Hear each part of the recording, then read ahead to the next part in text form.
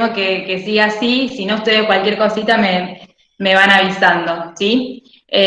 Bueno, vamos entonces a arrancar. Yo lo que voy a hacer es compartirles la pantalla, ¿sí? Les voy a ir mostrando la presentación en PowerPoint que ustedes ya han estado viendo, ¿sí? Y bueno, voy a hacer entonces en primer lugar eso, les voy a compartir la pantalla. Ustedes me van a avisar si se ve bien. Me van a dejar de ver a mí un rato. Les voy a mostrar el siguiente PDF.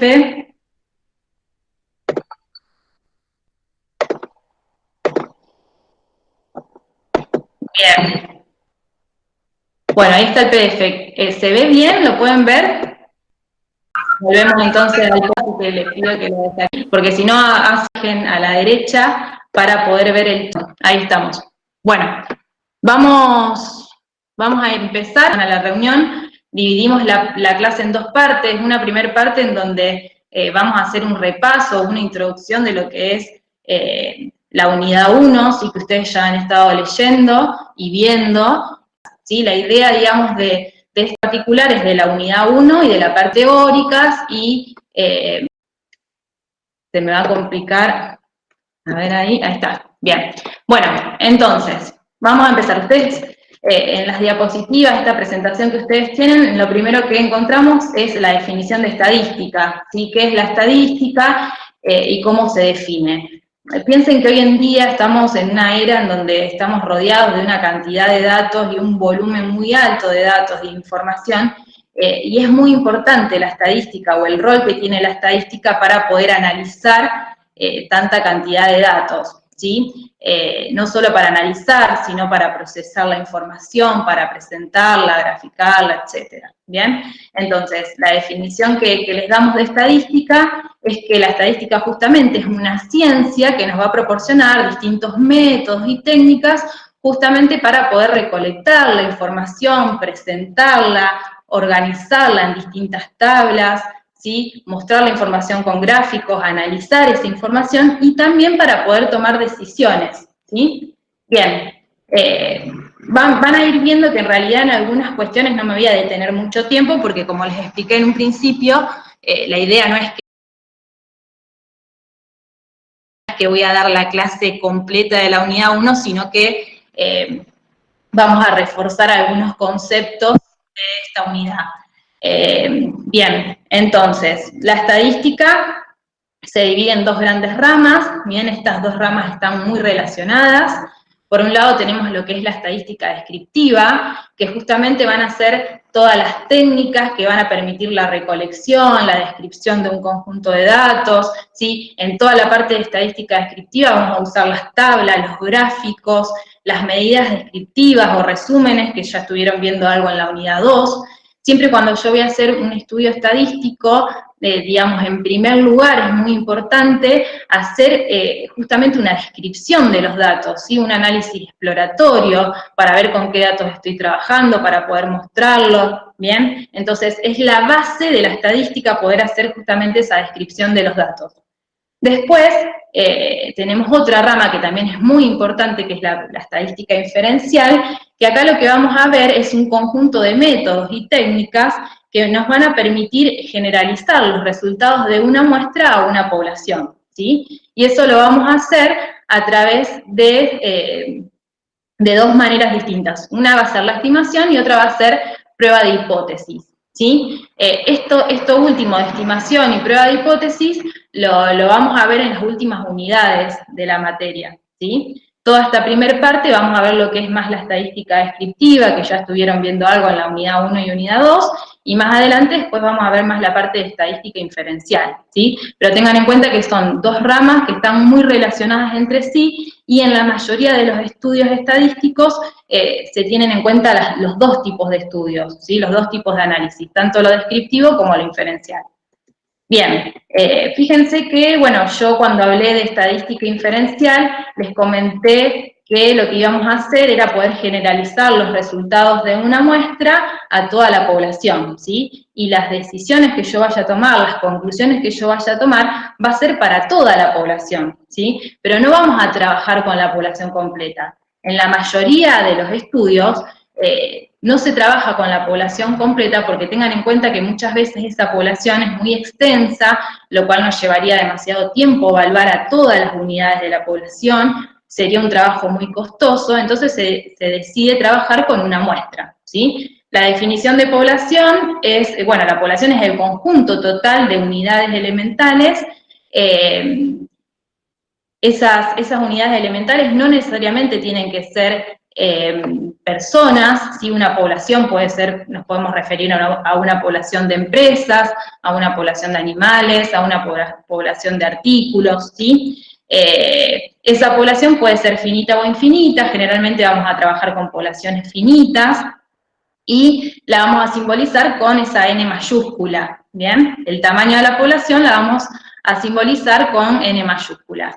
Bien, eso es la población. Dijimos que en la mayoría de los trabajos se hace muy difícil poder trabajar con la población completa, entonces decidimos trabajar con una muestra, ¿sí? Una muestra justamente es un subconjunto, es decir, una parte de esa población, ¿bien? Que vamos a seleccionar para analizarla.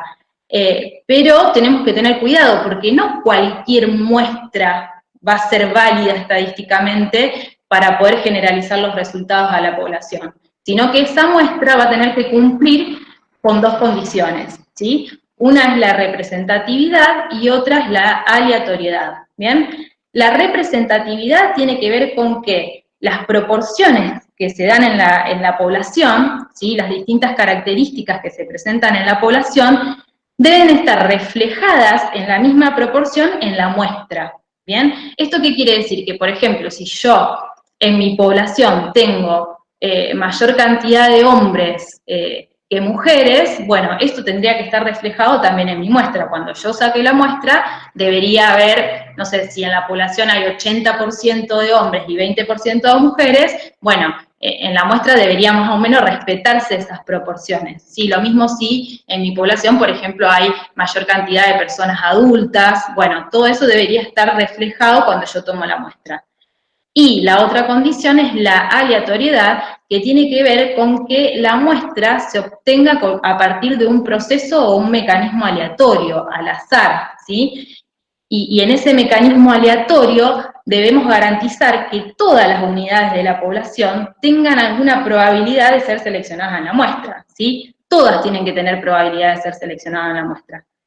De esa manera yo puedo asegurar que la muestra va a ser válida estadísticamente, ¿sí? Y esto me va a permitir después poder generalizar todos los resultados que yo tomo en la muestra a la población, ¿bien?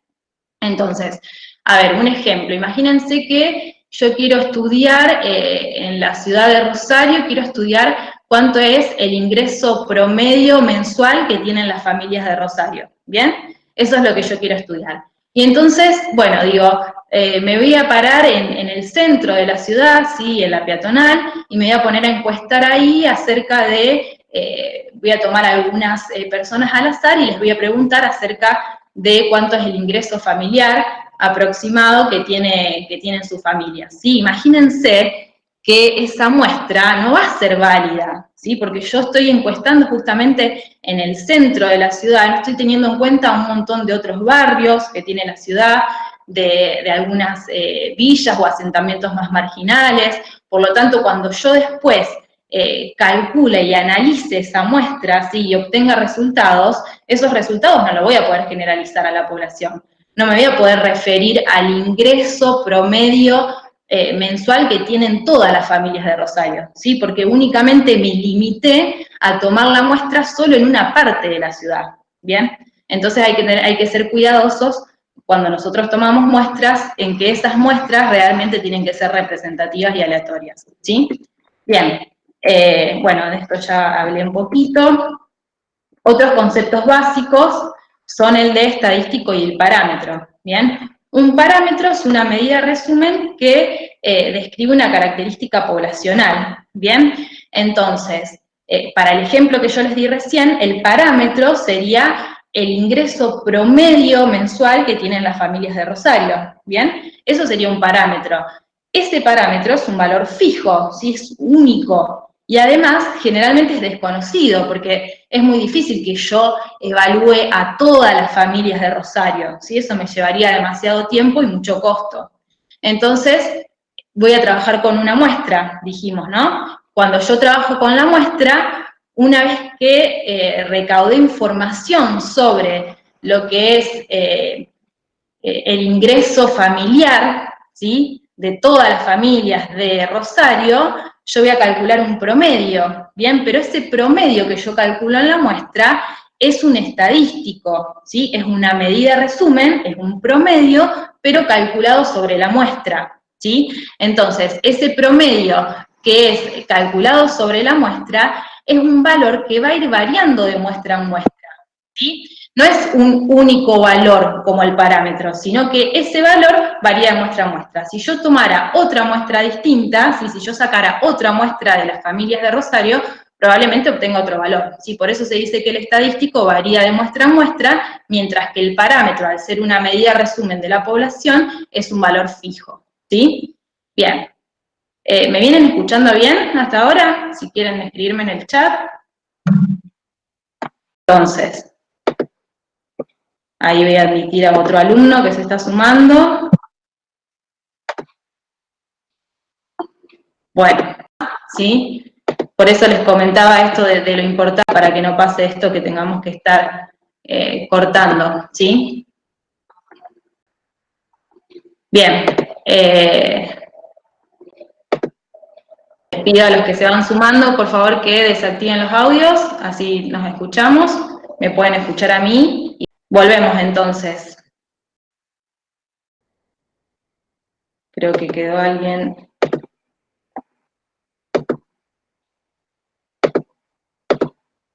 Entonces, definimos lo que eran estadístico y parámetro, que son dos conceptos muy importantes y además los vamos a seguir usando estos conceptos a lo largo de toda la materia, ¿sí? Lo mismo con los conceptos de población, muestra, son conceptos que si bien son muy básicos, son muy importantes y lo vamos a usar a lo largo de toda la materia, ¿bien? Bueno, etapas de una investigación estadística.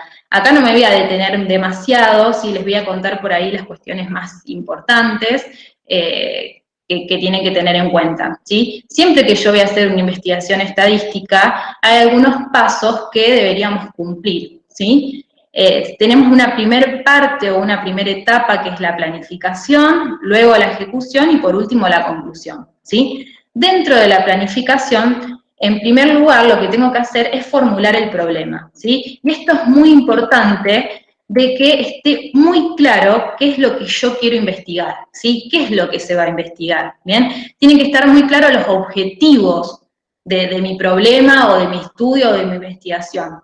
¿Por qué tienen que estar muy claros? Porque en base a eso yo voy a recolectar la información, ¿sí? Voy a pensar en qué variables voy a tener en cuenta para mi estudio, ¿sí? ¿Y qué son las variables? Bueno, justamente la variable es una característica de interés que se le va a medir a las unidades de la población, ¿sí? Es una característica de interés esa variable. Entonces, si yo tengo bien en claro qué es lo que quiero estudiar, me va a resultar mucho más fácil pensar en qué características voy a medirle a la población, ¿sí? En todo caso, si en vez de una población voy a trabajar con una muestra, bueno, pensaré en cómo voy a tomar esas variables en la muestra, ¿sí?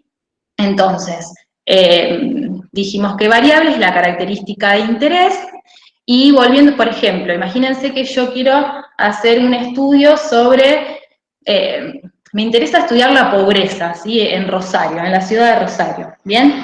Entonces, bueno, digo, voy a estudiar este tema, ¿no? Debería pensar qué variables a mí me ayudan a informar algo sobre esta modalidad, digamos, sobre este problema que es la pobreza, ¿bien? O qué variables después me van a permitir calcular algunos índices y demás. Entonces, alguna de las variables que se nos podrían ocurrir podría ser el ingreso familiar, ¿sí? Otra podría ser la cantidad de integrantes que hay por familia, otra podría ser algo que tenga que ver más bien con la estructura de la vivienda, ¿sí? El material de la vivienda y demás. Son distintas características que a mí me van a ayudar a resolver este problema que yo quiero estudiar, que en este caso, como les dije, podría ser la pobreza. ¿Bien? Bien, ¿qué tenemos acá? La clasificación de las variables, ¿sí? Sabemos que las variables, esta característica de interés, se puede clasificar en cualitativas y cuantitativas. Cualitativas es cuando su observación no produce un número, ¿bien? Cuantitativas sí, su medición nos va a producir un resultado numérico, ¿bien? Dentro de las variables cuantitativas, estas pueden ser discretas o continuas, ¿bien? ¿Cuándo una variable es cuantitativa discreta? Cuando justamente entre dos posibles valores que toma la variable consecutivos yo no puedo encontrar ningún valor intermedio, ¿sí? Un ejemplo podría ser cantidad de hijos, o de los que estuvimos hablando recién, cantidad de integrantes de una familia, ¿sí? Son todas variables cuantitativas discretas, justamente porque si nosotros pensamos en dos valores consecutivos de la variable, si pensamos en número de hijos, bueno, yo puedo decir entre 2 y 3 hijos, no puedo encontrar ningún valor intermedio, ¿sí? Yo no puedo decir que tengo 2,8 hijos, ¿bien? En cambio, las variables cuantitativas continuas, sí, entre dos valores consecutivos posibles que toma la variable, yo puedo encontrar infinitos valores intermedios, ¿sí?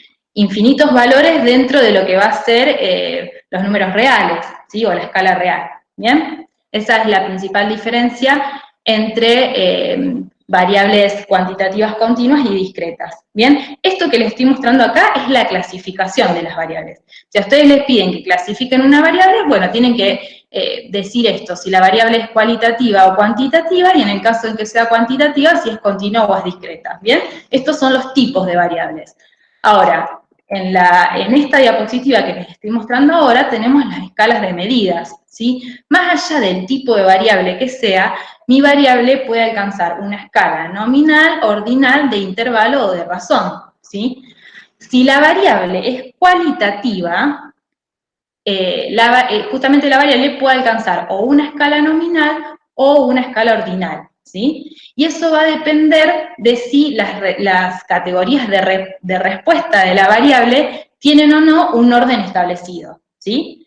Cuando las categorías de respuesta no tienen un orden establecido, la escala es nominal, ¿sí? En cambio, si las categorías de respuesta de la variable sí tienen un orden natural, en ese caso vamos a decir que la escala va a ser ordinal, ¿bien? Un ejemplo de una variable medida en escala nominal podría ser, por ejemplo, la nacionalidad, el sexo, el estado civil, y un ejemplo de una variable cualitativa medida en escala ordinal podría ser, por ejemplo, el nivel de riesgo que tiene una inversión, ¿sí? Donde las posibles categorías podrían ser muy alto, alto, moderado y bajo, ¿sí? Establecemos un orden en las categorías. Yo puedo decir que una inversión que tiene un riesgo alto tiene mayor riesgo que una inversión que tiene un riesgo moderado, ¿sí? Puedo establecer una relación de orden entre las categorías, ¿bien? Después, las variables cuantitativas, más allá de que sean continuas o discretas, pueden alcanzar o una escala de intervalo o una escala de razón, ¿sí? Van a alcanzar una escala de intervalo cuando el cero va a ser, digamos, un valor arbitrario, ¿sí? ¿Qué quiere decir esto? El cero no va a indicar ausencia de la característica que yo estoy midiendo, ¿sí? El ejemplo más común de una variable cuantitativa medida en escala de intervalo es la temperatura, ¿sí? Porque si pensamos la temperatura en grados centígrados, 0 grados centígrados no me está diciendo, digamos, que no hay temperatura, no me está indicando ausencia de temperatura, ¿sí? Sino que es un valor arbitrario, ¿bien? Otros ejemplos de variables medidas en escala de intervalo podrían ser, por ejemplo, la hora, cuando decimos la hora cero, bueno, es un valor arbitrario, ¿sí? O la altura respecto al nivel del mar, cuando decimos, bueno, la altura cero, ¿bien? Siempre en esos casos el cero es arbitrario y no indica ausencia de lo que estoy midiendo, ¿bien? En cambio, cuando una variable es cuantitativa, alcanza una escala de razón, acá el cero sí es un valor fijo, sí es un valor absoluto.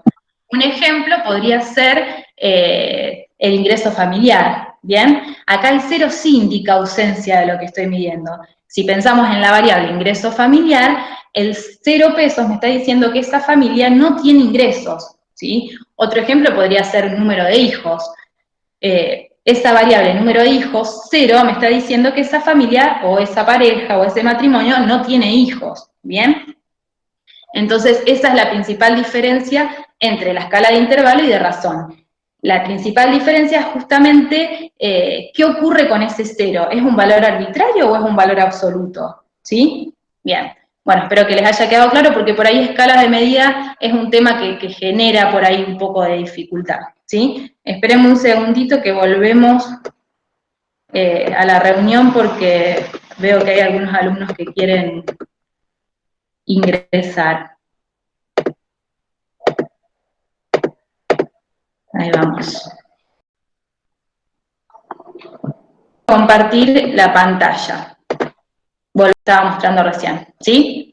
Terminamos entonces de ver lo que son los distintos tipos de variables y las escalas de medidas, ¿bien? Bueno, algo que me faltó decirles de las variables cuantitativas es que en la mayoría de las variables de tipo cuantitativas alcanzan una escala de razón, ¿sí? Son muy raros o muy particulares los casos de variables en las que son medidas en una escala de intervalo, ¿sí? Esos ejemplos podrían ser, bueno, los que les comenté recién, la temperatura, la hora, demás, ¿bien?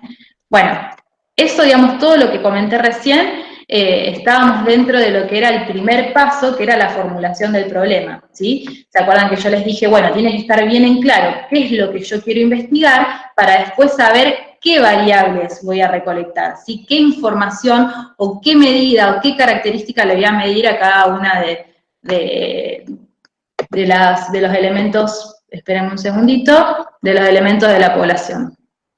Ahí volvemos, ahí está. Bien.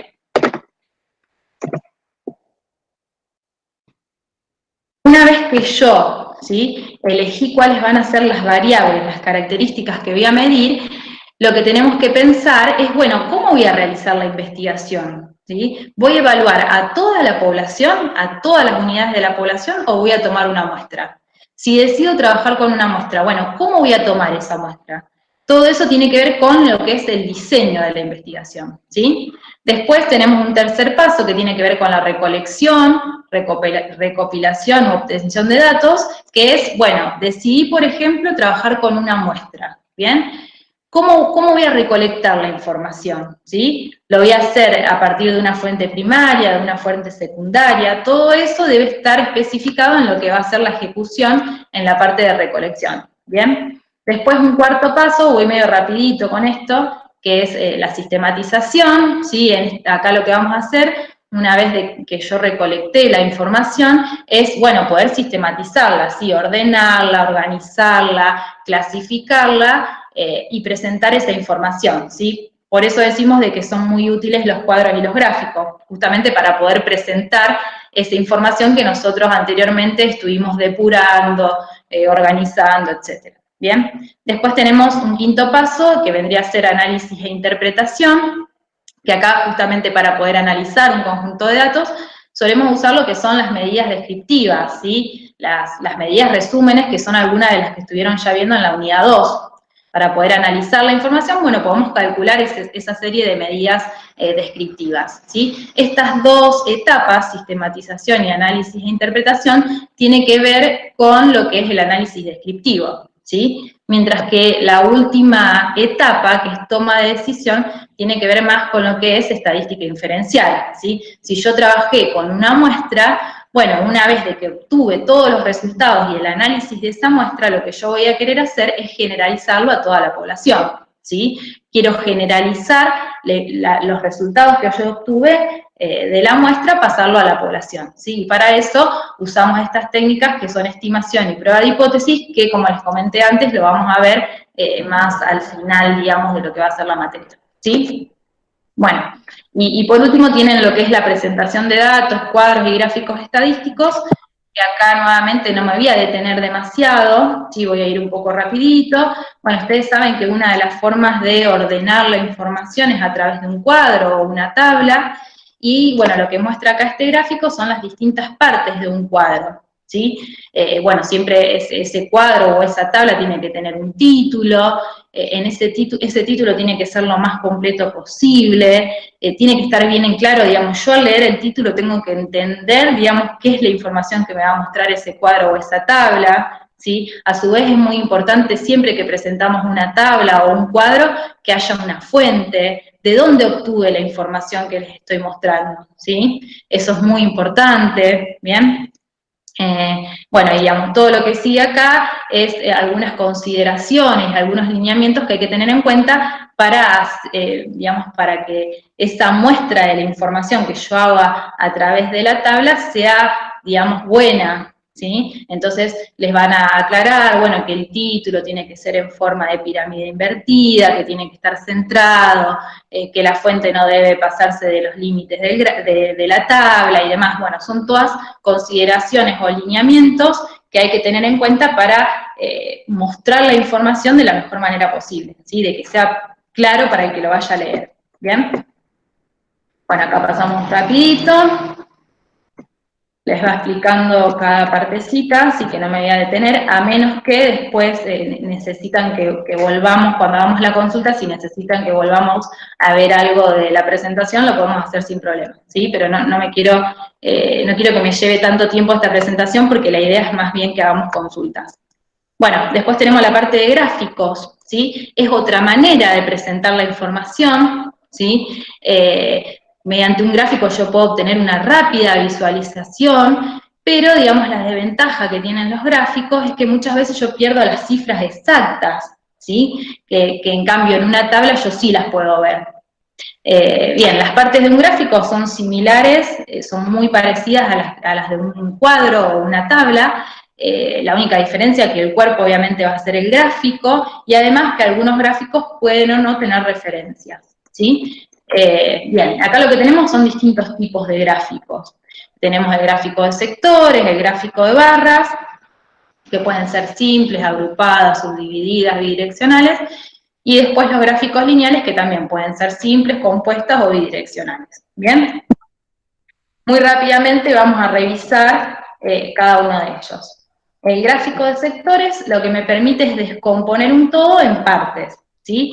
Es decir, el área total de ese círculo me va a indicar el 100% de los datos, y después cada categoría que tenga la variable va a estar representada por una porción del gráfico, ¿sí? El gráfico de sectores lo usamos para representar variables que son de tipo cualitativas, ¿bien? Y bueno, y acá nuevamente lo que tienen son algunas sugerencias de cómo mostrar la información en un gráfico de este tipo. ¿Sí? Este gráfico de sectores, también conocido como sectograma o como gráfico de torta. Tengan en cuenta, de nuevo les repito, que es un gráfico que se utiliza para mostrar variables cualitativas. ¿Sí? Bien. Bueno, acá tenían que detectar algunos errores, los vamos a pasar. Gráfico de barras, ¿bien? Dijimos que las barras podrían ser simples o compuestas o bidireccionales, ¿sí? Tenemos algunos lineamientos, vamos a ir directamente a ver algún gráfico de barra. Vamos a arrancar con el gráfico de barras simples, ¿sí? Este gráfico de barras simple permite comparar los totales de los distintos grupos, ¿bien? Y acá, para el gráfico de barras, puedo mostrar variables de tipo cualitativas o cuantitativas. Generalmente, si la variable es cuantitativa, las barras son verticales. En cambio, si la variable es cualitativa, las barras son horizontales, ¿sí? Acá, por ejemplo, les está mostrando la composición por edad, ¿sí? La cantidad de víctimas de violencia de género por edad, y fíjense que las barras son horizontales, ¿sí? En este caso, bueno, podría ser uno de los errores justamente que tenían que identificar ustedes, que en realidad sería más adecuado un gráfico de barras donde las barras sean verticales, ¿sí? Tienen que tener especial cuidado en los espacios entre barra y barra, ¿sí? Que tiene que ser un poquito más grande, fíjense que hay muy poquito espacio, que todas las barras tienen que tener el mismo ancho, bueno, y demás. Este sería entonces un gráfico de barras simples. Después tenemos dentro de los gráficos de barras compuestas, pueden ser agrupadas o subdivididas, ¿sí? En las agrupadas, fíjense que dice, dentro de cada grupo permiten comparar los totales, ¿bien? Es lo que vemos acá. Dentro dentro de cada grupo, si acá lo que tenemos son distintos tipos de vehículos, fíjense, bueno, acá lo que medíamos era la cantidad de accidentes en los meses de receso de verano, bueno, para cada uno de los vehículos, y además yo tengo dentro de cada tipo de vehículo la cantidad de accidentes que hay en cada uno de los meses, ¿sí? Entonces fíjense que acá estaríamos mostrando la información a través de un gráfico de barras agrupadas. Este sería un gráfico de barras subdivididas. Fíjense que la diferencia es que dentro del vehículo moto yo tengo la composición, ¿sí?, de otra variable que es mes, ¿sí?, que sería, bueno, diciembre, enero y febrero, cada una de las categorías. Y por último lo que tenemos son los gráficos lineales, ¿sí? Estos gráficos lo que nos permiten hacer es poder mostrar la evolución de una variable a través del tiempo, ¿sí? Esas variables son cronológicas, o sea, siempre nosotros en el eje horizontal vamos a tener representado al tiempo, y en el eje vertical lo que nosotros querramos mostrar. En este caso es la recaudación anual de ciertos impuestos, ¿bien? Entonces, fíjense, bueno, este gráfico lineal es un gráfico compuesto, porque fíjense que tenemos varias series representadas, y entonces lo que vamos viendo es cómo evoluciona la recaudación anual según cada uno de estos aportes o impuestos, ¿sí? Tenemos aportes sociales, impuesto inmobiliario, impuestos sobre los ingresos brutos y demás, ¿sí? Entonces vamos viendo cómo evoluciona la recaudación anual año a año, arrancando desde el 2013 hasta el 2019, cuando los aportes son sociales para el impuesto inmobiliario y para el impuesto sobre los ingresos brutos, ¿sí? Bien. Y por último acá, bueno, lo que les muestra es un gráfico lineal, ¿sí? Porque también vamos midiendo la evolución de una variable a través del tiempo, pero en este caso es bidireccional porque fíjense que esa variable puede tomar valores positivos o negativos, ¿bien? Bueno, esta fue, digamos, la presentación, un poco un resumen de lo que es la primera unidad. Ahora sí los voy a escuchar un poco a ustedes, que me van a ir haciendo las preguntas. Vamos a... Espérenme un segundito.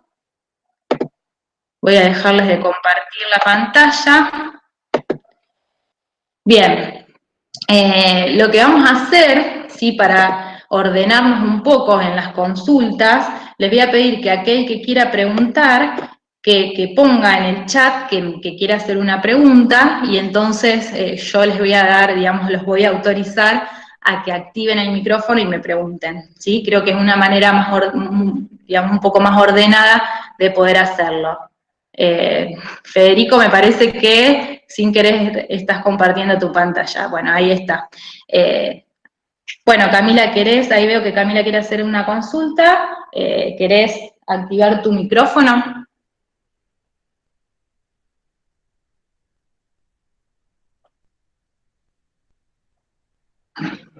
Hola, profe. Sí, Camila, te escuchamos. Decinos. Yo quería hacer una consulta que es más que nada general, no sobre la unidad, que es sobre el tema de la bibliografía, que yo, como es, descargué el programa con la bibliograma, es un libro bastantes unidades que... De que el material que se subió al campus es uno de los libros que está en la Biblia. Más que nada, a lo mejor títulos en el libro que propone la cátedra para la Biblia digital. Bueno, antes fue, habilitarle. Ver unidades, digamos, son correlativas con digamos, los temas que hay que dar. Claro, con eso me voy guiando.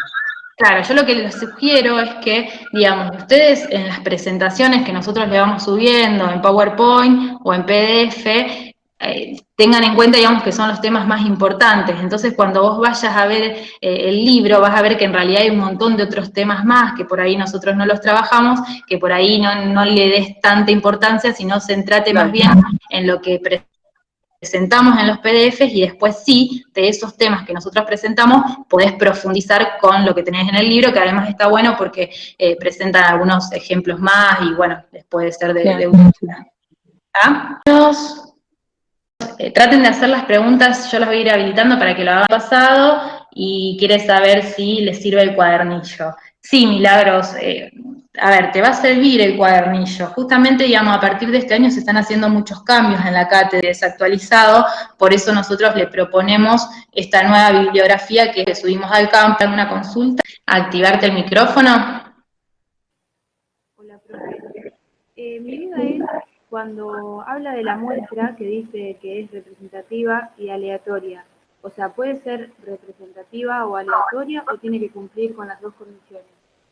Bien, Abril. Bueno, te escuchamos medio despacito, pero les voy a transmitir tu pregunta al resto de los compañeros. Lo que pregunta Abril es si, cuando nosotros hablamos de una muestra válida estadísticamente, si puede ser representativa o aleatoria o si tiene que cumplir con las dos condiciones a la vez. Bueno, la respuesta, Abril, es que tiene que cumplir con las dos, ¿sí? Las dos condiciones se tienen que dar para que la muestra sea válida estadísticamente. Si una de las dos condiciones no se cumple, entonces no estaríamos trabajando con una muestra que es válida estadísticamente.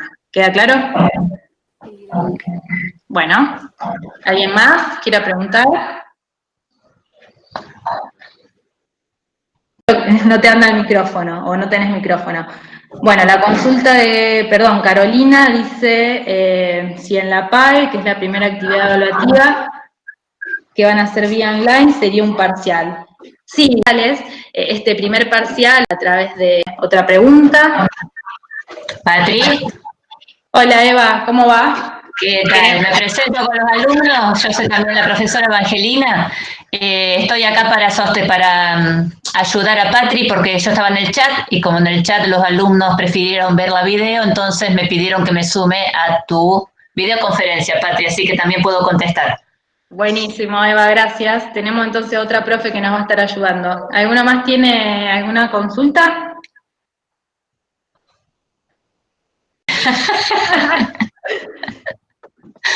Bueno, no sé Bueno, si... quizás tengan que estudiar para poder tener dudas, Patri, después, en base a todo lo que vos le dijiste. Tal cual, tal cual. Y algo que les había mencionado antes, que en realidad esto no vendrían a ser clases virtuales, porque hace un ratito estuvimos haciendo, digamos, un resumen de la unidad y le estuve comentando algunas cuestiones, digamos, las más importantes teóricamente, pero bueno, que no se queden solo con esto, que a ver si va el micrófono. Las pautas para confeccionar un gráfico circular, ¿cuáles son? Bien, a ver, creo que algunas están en la presentación, ahora si querés comparto la pantalla. Una muy importante es que en realidad no deberían, digamos, en ese gráfico no deberían haber más de, creo que tomamos 5 sectores, vos corregime, Eva, si me confundo, no, no deberían, ¿sí? Y después otra, digamos, otros lineamientos que en realidad son para todos los gráficos, bueno, que el título sea completo, que esté en forma de pirámide invertida, que en realidad el gráfico de sectores no lleva referencias, sino que se escribe, digamos, la categoría y el porcentaje dentro de lo que es el gráfico. No sé, Eva, si te acordás de alguna más. Justamente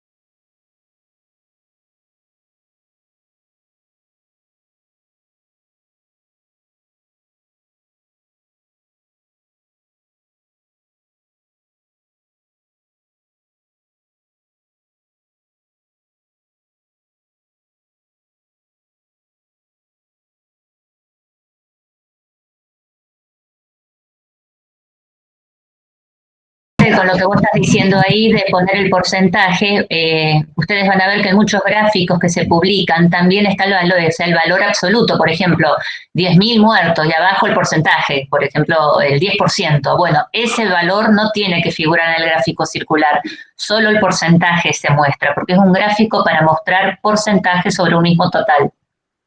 Perfecto. Bueno, ahí entonces estarían algunos de las pautas que tendrían que tener en cuenta para confeccionar un gráfico circular. ¿Alguna pregunta más? Bueno, siempre recuerden también la fuente, que es súper importante en todos los gráficos que esté la fuente. Madalí. Representativa. Sigo sin entender cómo darme cuenta del tema de representativa y aleatoria. Bien, a ver, vamos a repasar estas dos características o condiciones que debe cumplir una muestra para ser válida estadísticamente, ¿sí? Aleatoriedad quiere decir que yo la muestra la voy a obtener a través de un mecanismo aleatorio, ¿sí? De un mecanismo al azar que me va a garantizar que todas las unidades de la población van a tener cierta probabilidad de salir seleccionadas en la muestra, ¿sí? Todas las unidades de la población tienen una probabilidad conocida, ¿sí? De salir seleccionadas en la muestra. Esa es la aleatoriedad, ¿bien? Y la otra característica también muy importante es la representatividad, ¿sí? Justamente lo que dice esta característica es que las proporciones que se dan en la población, distintas características, se tienen que mantener en la muestra, ¿sí? Como les comenté antes, por ejemplo, si en mi población yo tengo mucha mayor cantidad de mujeres que hombres, bueno, cuando yo saco la muestra, esa proporción debería mantenerse, ¿sí? Para asegurarme justamente de que la muestra es un reflejo, es un buen reflejo de lo que es la población. No sé si me explico. ¿Quién era la que me había preguntado? Bueno, ahí perdí la preguntita. Madalí. Madalí. Bueno, espero que haya quedado un poco más claro. Bien, ahí veo que entendiste. Antolina. Bien, acá ya se pusieron medios vagos y no me están activando los micrófonos, ¿sí? La idea es que se haga un poco más fluida la consulta y que ustedes vayan activándolo, ¿sí? Antolina, bueno, dice, el horario de la práctica esta tarde es a las 17 horas. Mira, no lo tengo, no sé, Eva, si vos... No lo tengo de las clases que se van a dar hoy. Hay varias clases, ustedes conferencias, bueno, si son dudas teóricas de la unidad 2 o si es de la práctica de... Bien, eso lo aclaro. Mira, Patri, ahí hay una pregunta. Dice si va a entrar teoría y práctica en la primera actividad evaluativa. Sí, entra teoría y práctica, de una manera y no informaciones correctas. La pregunta 22 de la guía. Cuando se quiere mostrar información dada cronológicamente, ¿qué gráficos se utilizan? Bueno, justamente eso es algo de lo que comenté antes, y en este caso se utiliza el gráfico lineal, ¿sí? Tengan en cuenta que el gráfico lineal lo que les permite es mostrar la evolución de una variable a través del tiempo. En ese gráfico lineal, vos siempre en el eje horizontal vas a tener el tiempo medido, por ejemplo, en años, en meses, en días, y la variable de lo que quieras mostrar, ¿sí? Por ejemplo, no me acuerdo, ahora les comparto la presentación, no me acuerdo qué ejemplo habíamos visto. A ver, ahora intento compartírselas. Sí, cuando es cronológico, todo va a depender también del número de periodos que uno tiene. Si ustedes tienen 6 periodos o menos, esa cronología la van a mostrar con un gráfico de barras verticales. Si son más de 7 o más periodos, entonces lo que le está diciendo Patri, ¿sí? Un gráfico lineal para mostrar la evolución y la tendencia que tiene esa variable mediano y corto plazo. Perfecto. Bien.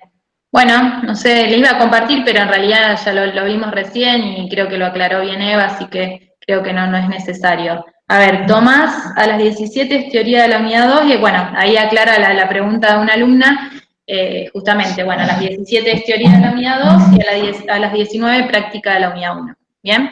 Y así va a seguir habiendo en comunidades, en el aula virtual, las videoconferencias. Los chats dejaron de ser por comisión, sino preguntas y ¿sí?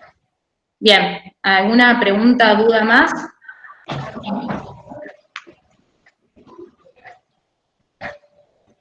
Bien, Lucas, ¿te querés activar el micrófono?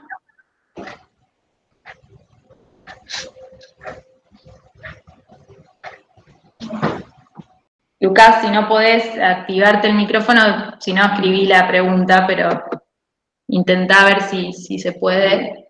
Bueno, no anda, dale.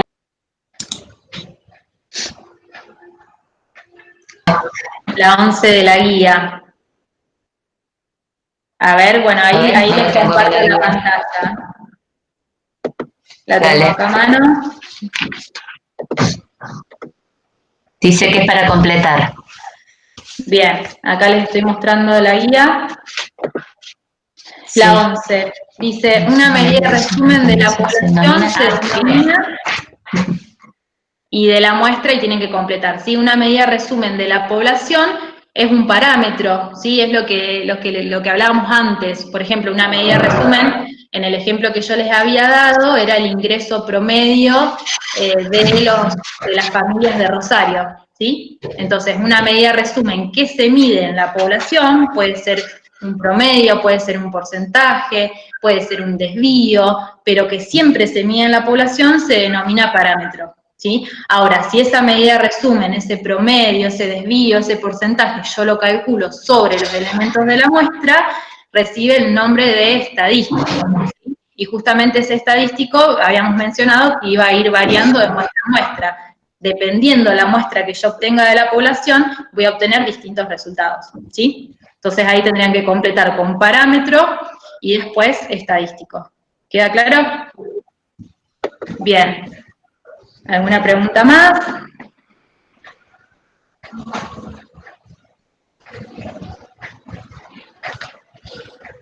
Bueno, estamos cumpliendo súper bien con el horario porque hemos dicho a las 11. Bueno, profes, ¿cuáles son las diferencias entre las escalas de medición de las variables? Bueno, ya los estuve explicando, ¿sí? Un poco antes. Si quieren lo repasamos, a lo mejor, no sé si Diana te sumaste un ratito después a la reunión. Tenés grabada la video, Patri. Lo puede repetir ella tranquila y después hacer la pregunta en foro o en chat. Claro, sí, es verdad, Eva, tenés razón, sí, estamos grabando la reunión, así que si querés después, Diana, te recomiendo o te sugiero que revises la grabación y te fijes que ya lo estuve comentando. Ahora, si no lo entendiste o si algo no quedó claro, lo vuelvo a explicar. Quiero saber si lo escuchaste o no.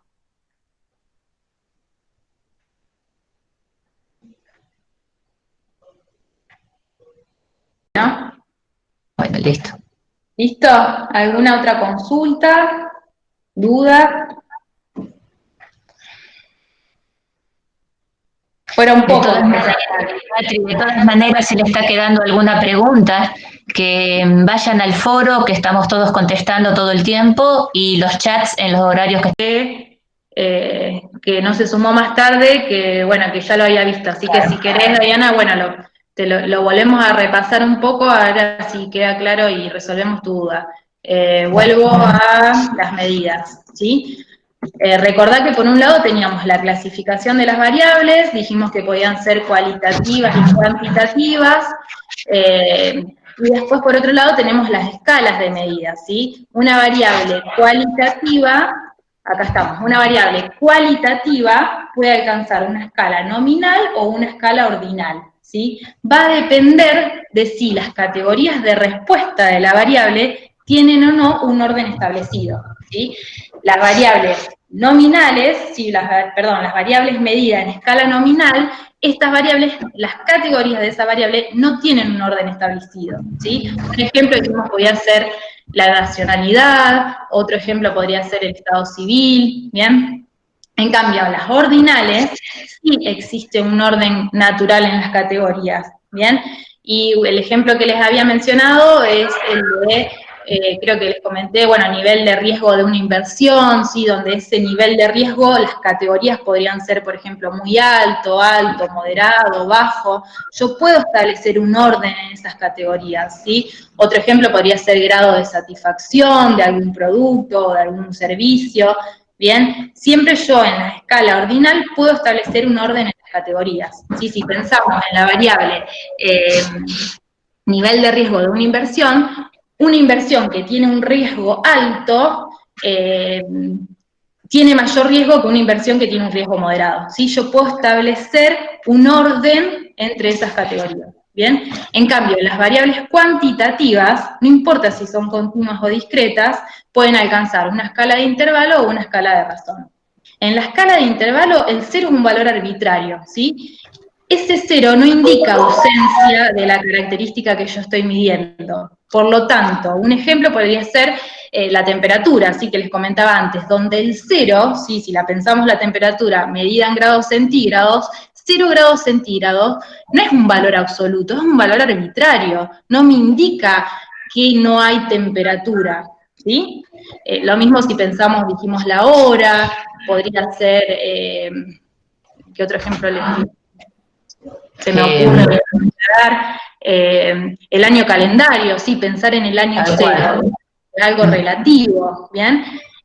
Pero bueno, ten en cuenta que la mayoría de las variables cuantitativas, se miden en una escala de razón, donde justamente el cero es un valor absoluto, ¿sí? Es un valor fijo y me indica ausencia de lo que estoy midiendo. Y ahí, bueno, te podría mencionar un montón de variables, ¿sí? Cantidad de hijos, número de hermanos, ingreso familiar, ¿sí? Más allá de que sea continua o discreta, cuando las escalas de razón, el cero es un valor absoluto, indica ausencia de la característica que estoy midiendo, ¿bien? Bueno, espero que haya quedado más claro, si no, consultame qué es lo que por ahí no queda del todo claro. Camila, ahí vos preguntabas si el talle de ropa también puede ser un ejemplo de escala de intervalos. Y sí, si pensás, por ejemplo, que tenés ropa de bebé y el talle 0 es, vos sabés que existe ropita talle 0, no estaría indicando ausencia. Bueno, eso es una variable que muchas veces ha creado controversia entre docentes y la gente que habla sobre ella, pero sí, la podrías pensar como una variable en escala de intervalos. Bien, por ahí también si pensamos en las categorías, por ahí depende justamente de las categorías, ¿sí? Si esa variable talle lo pensamos como S, M, L, XL, bueno, ahí a lo mejor podría ser ordinal, ¿sí? Sí, o una cualitativa, digamos, una variable cualitativa. Una variable cualitativa medida en escala ordinal. Bien, bueno, a ver, Pedro, veo que querés preguntar, ¿querés activar el micrófono?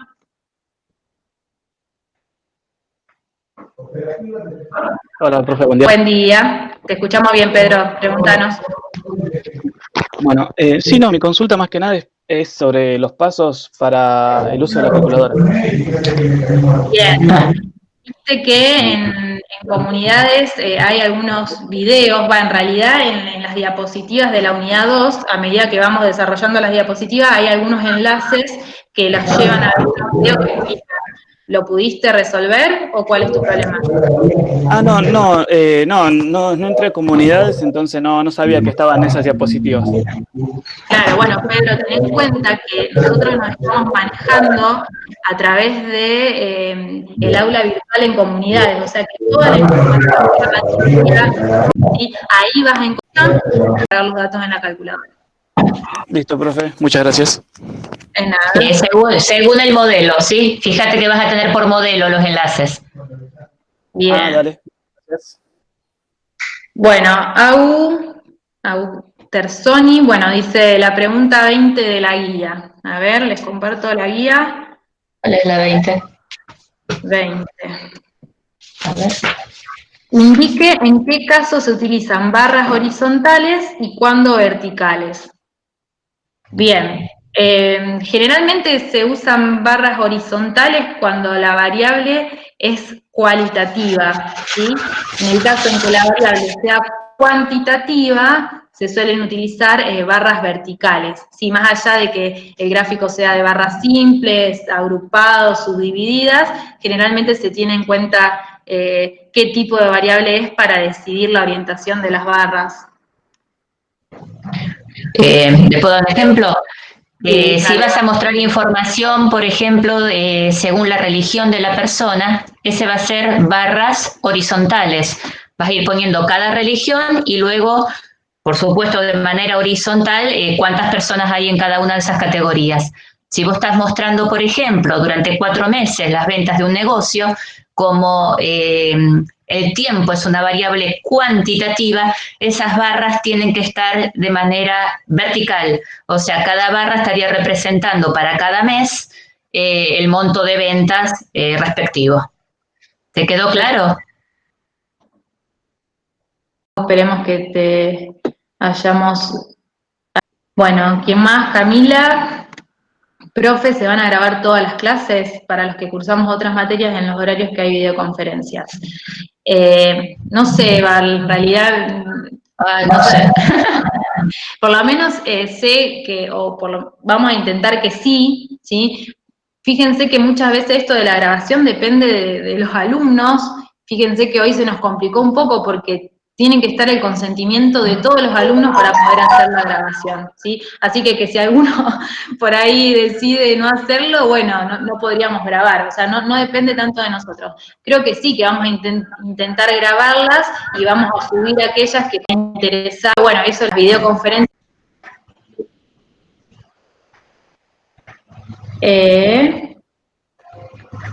Los mensajes, perdón, ahí se me fue el cursor, ¿sí? No me está apareciendo, a ver, para que voy a dejar de compartir. Hay 4 acá. Todas las clases, creo que respondiste a todo ya. ¿Sí? Nos vemos en la tarde. Si no, bueno, vamos a ver. Bueno, como les comenté antes, sí, creemos que esta es una herramienta muy... De ninguna manera esto, digamos, reemplaza al trabajo de ustedes donde van a tener que ir y revisar el material, leerlo, revisar la bibliografía, como fue desde el principio su principal tarea. Estas videoconferencias lo que vienen a hacer es a ayudar, bien, para que les quede bien en claro. Bueno, damos entonces por 120 alumnos, que es muchísimo, así que bueno, creo que vamos a seguir con esto en el resto de las videoconferencias, ¿sí? Bueno.